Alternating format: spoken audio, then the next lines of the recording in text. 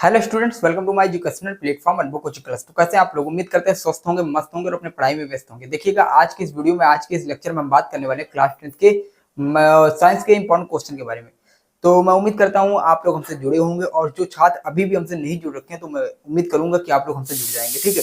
और अपनी पढ़ाई में बेस्ट स्टडी के साथ प्रिपरेशन करना चाहते हैं क्लास 10 की, तो हमसे जरूर से जुड़ जाए, क्योंकि आपके सपोर्ट और प्यार की वजह से हम आपको अच्छा से अच्छा कंटेंट प्रोवाइड करा सकते हैं, ठीक है। क्योंकि कंटेंट आपका देखिए, आज जो हम कराएंगे लिख कर नहीं कराने वाले क्वेश्चन, जो इंपॉर्टेंट क्वेश्चन आपके बोर्ड एग्जाम के लिए आने वाले हैं, क्योंकि क्लास ज्यादा लेंथी नहीं करेंगे।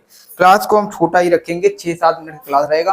तो इस क्लास में हम बात करेंगे, देखिए जो इंपॉर्टेंट क्वेश्चन है उस क्वेश्चन के बारे में बात करेंगे। इन क्वेश्चन को आप सर्च करिए, तो क्वेश्चन बैंक में अगर है आपके पास तो उपलब्ध हो पा रही है बुक या क्वेश्चन में, वहां देखिएगा, उस पर टिक लगाइए, इसको तैयार करना स्टार्ट कर दीजिए, क्योंकि यहाँ से बोर्ड एग्जाम में क्वेश्चन आएंगे, ठीक है। तो पहला क्वेश्चन हमारे पास दे रखा है, एसीटी कब्ल को जो P2O5 के साथ गर्म करते तो क्या होता है, ठीक है। इसको हम अगले वाले सेशन में आपको सॉल्यूशन के साथ करा सकते हैं, या फिर अगर समस्या आ रही है तो हमारे कॉन्टैक्ट नंबर 8318801193 पे कॉन्टैक्ट करिएगा, वहां पर आइए, उसमें हम आपको सॉल्यूशन के साथ ही क्वेश्चन को कराएंगे, ठीक है। तो यहाँ हमारे पास दे रखा है, एसिटिक कमलों को P2O5 के साथ गर्म किया जाता है तो क्या होता है। उसके बाद दूसरा क्वेश्चन हमारे पास है, यदि यदि 1.5 अपवर्तनांक वाले कांच के प्रिज्म को, यानी 1.5 अपवर्तनांक है उस वाले जो कांच है उसके जो प्रिज्म है, उस प्रिज्म को कोण जो है, प्रिज्म का जो कोण है कितना है, 60 अंश है। कितना बच्चों? 60 अंश है, ठीक है। 60 अंश। तो प्रिज्म के अपवर्तन विचलन कोण का मान क्या होगा। तो यानी जो प्रिज्म है उसका जो अल्पतम विचलन कोण है उसका मान क्या होगा, तो उस मान को देखना है, ठीक। यानी यदि 1.5 अपवर्तनांक वाले कांच के प्रिज्म का कोण कितना है, 60 है, तो प्रिज्म के अपवर्तन विचलन कोण का मान क्या होगा, तो उसका मान ज्ञात करना है। तो ये आप सॉल्व कर सकते हैं अपने बोर्ड एग्जाम में, ठीक है। उसके बाद करते हैं, विद्युत चुंबकीय प्रेरण से क्या अभिप्राय है। विद्युत चुंबकीय प्रेरण से अभिप्राय क्या है, इसके बारे में देखेंगे। तो ये भी क्वेश्चन आपके बोर्ड एग्जाम के लिए इंपॉर्टेंट रहने वाला है, तो इसको भी हम देखेंगे, ठीक। इसको तैयार करके चलिए, ठीक है। तो ये क्वेश्चन इंपॉर्टेंट, जो क्वेश्चन लेकर आए कि सॉल्यूशन नहीं करा पाएंगे, क्योंकि क्लास छोटी रहने वाली है, 6-7 मिनट की, 5 मिनट की क्लास रहने वाली है, तो इसलिए क्वेश्चन सॉल्यूशन नहीं कराएंगे। इसलिए आपको क्वेश्चन दिखा रहे हैं, क्वेश्चन को तैयार करिएगा।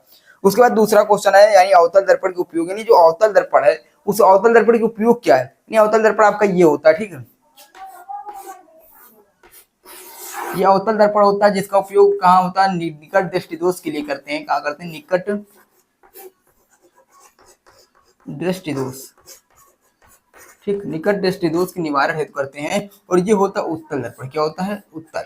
इसका करते हैं दूर दृष्टि दोष के लिए। किसके लिए करते हैं? दूर दृष्टि दोष के लिए करते हैं, ठीक है। तो हम बात करते हैं अवतल दर्पण की, तो अवतल दर्पण का उपयोग निकट दृष्टि दोष के लिए करते हैं, और अवतल दर्पण का उपयोग क्या करते हैं? दूर दृष्टि दोष के लिए करते हैं, ठीक है। तो विद्युत चुंबकीय प्रेरण से क्या अभिप्राय है, विद्युत चुंबकीय प्रेरण क्या होता है, इसके बारे में बताना। तो ये भी आपके लिए इंपॉर्टेंट रहने वाला है आपके क्लास 10 के लिए, ठीक है।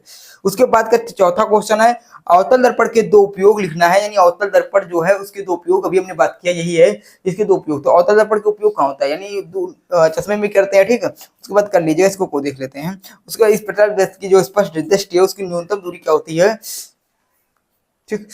तो स्पष्ट दृष्टि की न्यूनतम दूरी क्या होती है, तो न्यूनतम दूरी के बारे में बात करेंगे। तो जो 25 सेंटीमीटर उसका न्यूनतम दूरी होती है, जो हम कम से कम कहाँ तक देख सकते हैं, न्यूनतम कहाँ तक देख सकते हैं, तो 25 सेंटीमीटर। अगर अधिकतम कहाँ तक देख सकते हैं, तो हमारा अनंत होता है, इनफाइनाइट होता है, तो इस प्रकार हम देख सकते हैं, ठीक है। तो मैं उम्मीद करता हूँ क्वेश्चन समझ में आया होगा, ये क्वेश्चन आपको समझ में आए होंगे, ठीक है। तो इस तरह के क्वेश्चन आप प्रोवाइड कर सकते हैं। देखिए, सेशन आज का लेंथी नहीं होगा, क्योंकि आज का छोटा क्लास है, इसलिए हम क्वेश्चन लेकर आए, ठीक है। हम आपको क्वेश्चन कराएंगे, क्वेश्चन के साथ कराएंगे, क्योंकि बस आप लोग जुड़ते रहिए हमसे, और इसी तरह अगर आप लोग अभी भी नहीं जुड़े तो जुड़ जाइए, ठीक है। फिर मिलते हैं वीडियो के साथ, अगले सेशन के साथ। जय हिंद।